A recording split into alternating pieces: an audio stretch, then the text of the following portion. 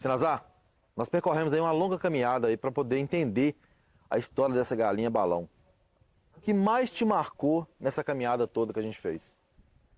Rodrigo, toda a nossa caminhada teve surpresas, né? Porque a gente conhece a história da galinha balão, mas a gente nunca teve a oportunidade de estar com o pessoal que ouvíamos falar que foram os primeiros, que são descendentes dos primeiros criadores da galinha balão. E o que me surpreendeu é que quando chegamos lá, em algumas entrevistas, por exemplo, a de João Macedo, filho de Zé de Maroto, ele falou que descendentes de escravos, segundo a história, relato do pai dele e da avó dele, já criava galinha balão. Então me surpreendeu a quantidade de anos que em nossa região surgiu a galinha balão. Eu achei que era de 40, 50 anos para cá, mas na realidade, se a gente for olhar a história que foi contada, tem mais de 100 anos. Então isso me surpreendeu, né? E não perder essa genética, a galinha balão não se perder nesse longo tempo, né? Então me surpreendeu, foi isso. E durante essas entrevistas que a gente fez, ô Sinazar, você participou com a gente em todas elas, nós escutamos histórias de criadores aí que se dedicaram praticamente a sua vida para criar essa galinha. Você acha que a galinha balão teria sobrevivido sem a paixão dessas pessoas? De jeito nenhum. Uma porque todos revelaram que eles criavam a galinha não pela parte comercial, né? Então eles criavam pela paixão, pela própria ave, porque era a cultura deles, ter galinhas pesadas, galinhas de grande porte, para sustento da família. Então eu acho que talvez se fosse hoje, como está o pensamento de muitas pessoas, a galinha teria se perdido realmente, porque hoje a parte comercial está falando muito forte. Não é que é ruim a parte comercial, mas existe também a parte de amor, de paixão pela ave, de zelo, de história, que a pessoa precisa preservar. Então, eu acho que aquela turma antiga, elas não criavam pela parte comercial, e nos relatos nós ouvimos isso. Nós entrevistamos mesmo Lori, que é filho de um dos maiores criadores, quer dizer, de um dos mais antigos criadores, eu acho que é Leonardo, o nome do pai dele. No documentário o pessoal vai ouvir falar. E Lori ele não cria hoje, porque perderam a genética, né? Eles perderam, com o tempo foram perdendo. Mas o relato dele é surpreendente. A paixão que a mãe criava as aves. Outra história surpreendente foi a mãe de seu João, João Macedo. João Macedo disse que a mãe conversava com as aves. Isso é coisa assim surpreendente? Porque hoje ninguém faz isso. São poucos. Acho que tem alguns criadores aí antigos que conversam com as aves. Mas qual é a questão? Isso revela cuidado, zelo, paixão, entendeu? Não é que a pessoa está delirando, as faculdades mentais se perderam, não. É porque eles eram apaixonados pelas aves que eles criavam, entendeu? Alguns relatos, Sinazar, como você mesmo falou, eles apontaram que essa galinha aí tem raízes até mesmo lá da época da escravidão. Da escravidão. Teve gente que comentou sobre isso daí. O que você acha desse ponto? Você acha que a história ela pode ser ainda mais profunda e até mais antiga do que isso? Pode ser. E nós não tivemos tempo para nos aprofundar na procura de pessoas que talvez a gente não conhece. Mas eles conhecem. Cada região que a gente foi, por exemplo, região do Pagão, região Pagão, Baliza não, desculpa, Jerema. Essa região, ela fica próxima a um povoado que chama Viração. Esse povoado, se não me engano, é o mais velho do nosso município. Eu acho que até ele é mais velho do que a minha própria cidade, Baixa Grande. Então, esse povoado da Viração tem muitos descendentes de escravos lá. E eu creio que lá, com certeza, tem muita história boa sobre a galinha balão. Só que isso fica para outra parte da história, para a gente ir nesse povoado, a gente buscar as pessoas antigas que estão lá. Por sinal, o povoado ele tem um tom histórico, de coisas muito antigas. Então seria bem interessante, mas eu acho que o documentário não vai parar, ele vai continuar. Esse documentário, ele veio realmente para somar para a nossa região. É por isso que eu estou apoiando, eu estou ajudando, entendeu? Porque eu vejo que é a nossa história, a história da galinha, a história de uma raça que não pode ser perdida. E nós aproveitamos que tem criadores antigos que estão vivos. Então a gente precisa aproveitar isso, correr atrás, entrevistar eles, ouvir. E esse documentário, né, que a federação está fazendo, ela deu todo esse suporte à federação da galinha tradicional, a Balão de Baixa Grande. Então o que acontece? Eles estão dando esse suporte, eles bancaram, eles trouxeram vocês e a gente está apoiando, é porque a gente sabe que pode ser uma oportunidade ímpar, né? Que pode ser que não repita mais. Então a gente só tem a agradecer. Viu? Nós falamos, ô Senazar, com criadores que têm linhagens, inclusive, de bisavós, de avós. Esses criadores mesmo já têm mais de 60, 70 anos. Você acredita que essa ave passou esse tempo todo aí despercebida? Ou ela sempre esteve presente, mas nunca recebeu assim, aquele devido reconhecimento dela? Segundo os relatos, ela sempre esteve presente, e principalmente nas nossas feiras livres. Era vendida nas feiras dia de sábado aqui, ovos e galinha balão. Eles relataram isso. Por exemplo, o seu Amorim, ele disse que comprou os ovos na feira livre. Aí depois ele foi e adquiriu outra dúzia com Zé de Abdias. E seu Zé, na história de Zé de Abdias, ele trazia essas aves para a cidade. Ele trazia ovos, aí vem Bilis, que nós também entrevistamos, que você entrevistou, e outros criadores. Eles traziam dia de sábado, e eu acho que por isso que as nossas regiões, as nossas localidades, elas foram bem assim, variado a galinha balão em relação à característica. Por quê? Porque acho que eles traziam e ficavam vendendo entre si, trocando genética. Então, a gente descobriu que a região, por exemplo, do Pagão, a característica da ave era uma. A região de Bilisco, a característica é outra. A região de Zé de Abdias, a característica da balão é outra. Mas são todas aves de grande porte e de peso. Pelo que relataram, eram aves muito pesadas. A única coisa que me entristece em relação a tudo isso é porque tem criadores antigos que, infelizmente, perderam a genética da família. Mas essa genética a gente descobriu que está com outros criadores. Aí a gente precisa o quê? Nós, como associação, que nós temos a associação em Baixa Grande, fazer o quê? Introduzir essas aves de volta para esses criadores, para esses familiares do pessoal mais antigos que estão sem ave.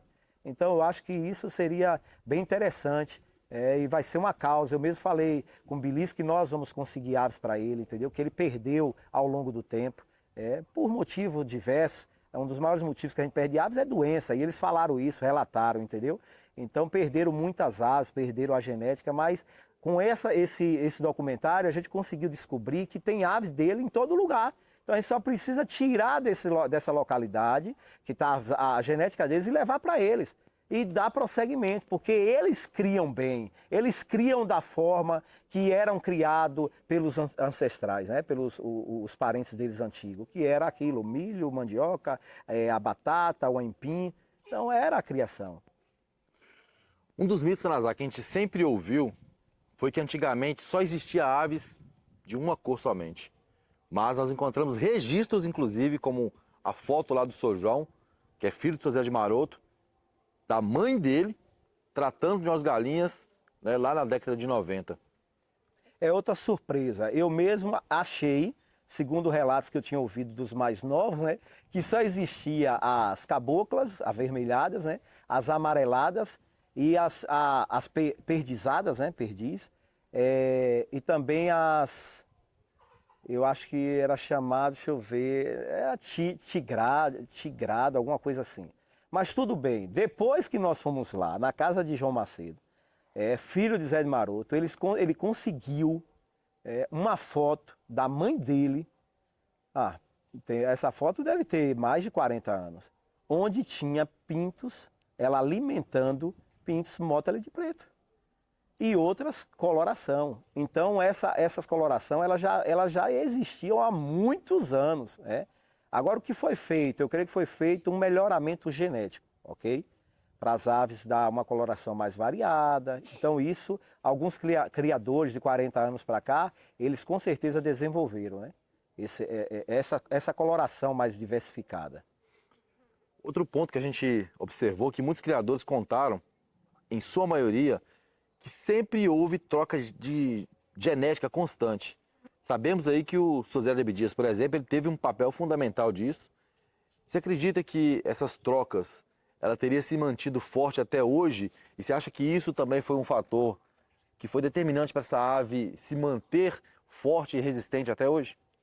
É o que eu te falei, eu acho que se não tivesse essa, a gente chamava negociação, entre aspas, essa venda de ovos, de aves na feira livre, onde criadores de várias localidades compravam, adquiriam as aves, ela não teria resistido, porque teria fechado sangue, né? Como o pessoal costuma falar. Eu não tenho uma linguagem científica legal, mas eu acho que ela teria realmente sido extinta. Mas acho que a troca de genética, que eles não conheciam como a gente conhece hoje, simplesmente era para, eles falavam assim, para o plantel ficar mais variado, o plantel pegar mais peso, como o Belisco mesmo falou, que tinha locais que as aves eram mais leves, aí trocava o galo para pegar mais peso. Eu acho que foi isso que fez ela ficar resistente, entendeu? E ficar como se fosse uma galinha realmente caipira, criado mesmo rusticamente.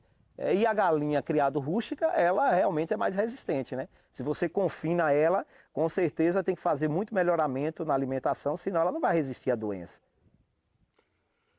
Nós ouvimos, Senazar, da outra vez que a gente veio aqui, mais de 17 criadores. Dessa vez agora também passou de 15 criadores, alguns nem criam mais. E ouvimos histórias que nunca tinham sido contadas, até mesmo a história da primeira feira com o Marcelo, lá em Piritiba e outras mais. O que esse documentário ele significa para você e qual a importância que vai ser para a raça quando ele for lançado? Como eu te falei, a federação ela está de parabéns, né, em ter esse projeto, em colocar em prática o projeto. Nós temos uma associação em Baixa Grande, essa associação tem alguns membros e alguns membros deram suporte e apoiaram esse projeto, porque não tem como a gente dizer não para um projeto tão grandioso desse. Por quê? Porque a história ficou registrada. A história da nossa ave, da ave do nosso município, ficou registrada e contada de uma forma como ninguém nunca contou. Entrevistada por você, agradecer a você, que é um cara guerreiro, que tem colocado em disposição também passar 12, 14 horas em regiões muito longe, onde a gente foi buscar pessoas, né? Passamos um bocado de perrengue para conseguir isso, mas graças a Deus. Então eu acho a importância de quê? Ficar registrado. Registrada a história da família de Zé de Maroto, a família de Leonardo, a família de Belisco, seu Amorim e outros, Zé de Abdias. E eu costumo falar o seguinte, vai ter com certeza a parte 2, porque dessa turma para cá, tem uma turma nova de mais ou menos 20 criadores que tem contribuído aqui em Baixa Grande também para que a raça não fosse extinta, né? Eles têm a parcela de colaboração. E criadores renomados que nós temos hoje em Baixa Grande, que foi assim um marco também, a gente não pode descartar isso, no melhoramento genético. Então eu creio que quem se interessar no próximo documentário vai estar incluso para contar a sua história também, entendeu? Essa parte nós tivemos a ideia assim, e a federação, junto com você, de pegar histórias antigas. Claro, envolver algumas pessoas novas, porque, queira ou que não queira, por exemplo, Rodolfo morou com o Zé de Abdias. Seu Zé de Abdias ele já é falecido. Nós procuramos o filho, mas o filho não mora mais aqui em Baixa Grande. Ele mora a mais ou menos uns 70, 80 quilômetros, mas como ele trabalha, foi impossível entrevistar ele. A filha mora em outra cidade, a quase 200 quilômetros. Então não foi possível, mas nós pegamos algumas pessoas novas, como Gerinho, como Rodolfo, para contar a história de seu Zé de Abdias. Porque Rodolfo morou lá, então não podia deixar se apagar essa história. Então eu acho que a importância é essa, ficar registrado. Ficou registrado. Em cima disso aí que você falou, você acredita que esse registro desse documentário vai mudar a forma como a galinha balão é vista e criar um respeito maior pela história dela? Vai, porque as pessoas vão entender que não é só a parte comercial. Existe uma paixão, quando a pessoa começa, e eu acho que esse sentimento, Rodrigo, de paixão, tem muita gente já assim, que que são apaixonados por aves. A gente viu a história de João mesmo Macedo, ele era criador e ele parou de criar. Entenda como é a condição, ele parou de criar porque ele não queria vender aves, ele não queria vender, ele ficava tão apegado que ele não queria vender, não queria matar. Então ele falou assim, não, eu vou ter que tirar daqui, porque o que é que eu vou fazer com tantas aves que vai crescendo o plantel? O que é que eu vou fazer? Eu não consigo, porque eu me apego à ave. Eu acho que é a história da mãe, do pai dele, entendeu? Então, queira ou que não queira, é uma paixão. E hoje as pessoas vão ver diferente. Vão ver que não é só a parte comercial, mas é a preservação de uma raça que tem muito. Ela tem tudo, ela tem peso, ela tem boniteza, ela é perfeita e cada vez mais surpreende com coloração, as misturas, o trabalho genético que a própria federação está desenvolvendo de padrões, vai ajudar demais, entendeu? Então eu acho que as pessoas vão olhar com um olhar diferente porque vão ver que é uma história e uma história realmente de paixão. Você falou da federação, ela está tendo agora um papel fundamental, principalmente na preservação da história. Esse documentário relata muito isso. Como você acha que essa preservação dessa história vai ter impacto no futuro da raça? O que isso vai influenciar? Eu acho que vai influenciar porque cada criador ele vai se preocupar em ter aves cada vez melhor, né? E outra, quem tem aves boas vai segurar para preservar essa linhagem, entendeu? Então a federação, quando ela criou, a princípio deu um choque a alguns padrões, né? Depois a gente começou a entender que realmente é para preservar uma história, preservar a galinha, preservar a raça, preservar as características que ao longo do tempo está sendo perdida, porque você sabe que quando entra na parte comercial, infelizmente, as pessoas começam a fazer deslealdade, até mesmo com a própria ave, né? Fazendo cruzamentos que não são aceitáveis, para o fim comercial, misturando com outras raças que eu acho que não há por que agora fazer isso. Então eu acho que a federação está tendo um cuidado justamente de preservar toda a identidade da ave, todo o padrão da ave para guardar justamente essa história, não se perder com o tempo. Então eu acho a importância do documentário, a importância da federação e da associação de Baixa Grande, porque ela está preocupada em preservar a história da raça e a própria origem da raça. Depois que a gente ouviu essas tantas histórias, qual que é o maior desafio que os criadores de hoje enfrentam para manter essa linhagem viva? O que você acha que é a maior dificuldade deles hoje? A maior dificuldade de todo criador é ter suporte de veterinário para estudar mais sobre doenças, sobre a ave, entendeu? Porque todo plantel que a gente passa, a gente vê o pessoal se queixando sobre doença. É o que mais dizima plantel. Tem criadores aí que em um ano perdeu 36 aves. E aves históricas, aves de genética antiga. Teve um criador mesmo que perdeu 4 matrizes que foi comprada de Zé de Abdias. Eu estou falando 4 que foi o mínimo, né? Que veio de lá do plantel de Zé de Abdias. Aí perdeu para a doença. Então hoje em Baixa Grande nós temos essa deficiência, eu acho que em todos os locais, todo criador de galinha balão tem essa dificuldade. Uma porque mudou muito o habitat dela. Então mudou o local, mudou a forma de criar. Então as doenças, ela ficou mais, não é imune, ela ficou mais acessível à doença. Então tem que ter hoje um estudo melhor. Então eu acho que a federação ela pode somar nisso, ajudar os criadores a preservar e ter o máximo de cuidado para não perder aves com doença. Então vem a parte de preservação, a parte de alimentação que vocês estão dando esse suporte muito grande, né? A gente tem já trabalhado com um produto mesmo que você tem indicado, o Animax, e tem nos ajudado muito. As aves, ela realmente, a alimentação é fundamental para ela não ter tanta doença. Então tem nos ajudado. Então eu acho que tudo que vocês estão fazendo tem somado para Baixa Grande. Então eu acho que a dificuldade maior é justamente a doença. A gente ser orientado em relação a várias doenças que estão surgindo ao longo do tempo e a gente não tem suporte veterinário para isso. Se os antigos criadores do Senazar pudessem deixar um conselho para os novos, qual conselho que você acha que eles dariam? Óbvio, essa aí é a mais fácil de responder. não fica olhando só a parte comercial da ave. A parte comercial é muito boa. Mas a gente já tem visto de 6 anos para cá, eu digo 7 anos para cá, que a parte comercial tem trazido muito prejuízo em relação a amizades. Quando você olha só a parte comercial, você começa a ter vários problemas em relação a relacionamentos.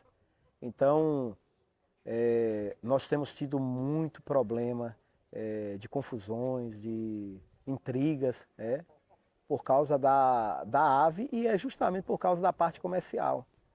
Então, se os antigos tivessem de nos dar um conselho, era com certeza, esquece um pouco só sobre lucro, sobre venda e foca na ave. Foca em preservar, em ter bom plantel, e isso depois a parte comercial vai surgir, fluir espontaneamente, né? Você acha, Senazar, que essa história ela foi completamente contada ou ainda tem mistérios a serem descobertos? Eu acho que tem muito mistério. Tem muito mistério, viu? E é o que eu falo. Se voltar, fazer a parte 2 do documentário, nós vamos na região que eu te falei, da Viração, e eu creio que a gente vai descobrir muita coisa ainda. Porque essa ida nossa, esse primeiro documentário, eu já fiquei surpreso com tanta coisa que eu vi. E imagine a gente ir em algumas regiões que a gente não teve acesso ainda. Senazar, se eu te perguntasse agora, a Galinha Balão ela teve toda a sua história revelada ou tem ainda segredos guardados, como quem foi o primeiro criador que iniciou de verdade essa raça? Você acha que a gente vai descobrir isso? Rapaz, eu acho que é impossível. É impossível, cara. É impossível porque, imagine aí, tem relatos aí que pessoas que viveram há 100 anos criavam a galinha balão. Então, eu acho que tem muito segredo ainda para ser revelado, mas o primeiro criador, a primeira pessoa, eu acho que é impossível a gente descobrir hoje. A gente só sabe que hoje ela tem mais de 100 anos, muito mais, e que foram criados até por descendentes de escravos. Então, agora tem coisa também, Rodrigo, interessante, que tem coisa também que não vai ser possível revelar. Da galinha balão, nós descobrimos esse primeiro, vou deixar aqui um mistério no ar. Tem coisa na galinha balão que nós descobrimos com esse documentário que a gente não vai poder revelar. Não sei se você vai poder colocar isso no documentário, se não quiser, tire, mas eu estou lhe falando, tem coisas que nós não vamos poder revelar. Ficou na história mesmo, não tem como. E tu sabe o que é, né? Sei. Não, mas aí tu conta. Não, peraí, mas aí... E eu acho que essa foi a primeira parte da história. Tem muita coisa ainda para se descobrir. Muita coisa e que vai surpreender muita gente ainda. Afinal, Rodrigo, toda grande história, ela tem um começo. Mas nós não chegamos no fim ainda.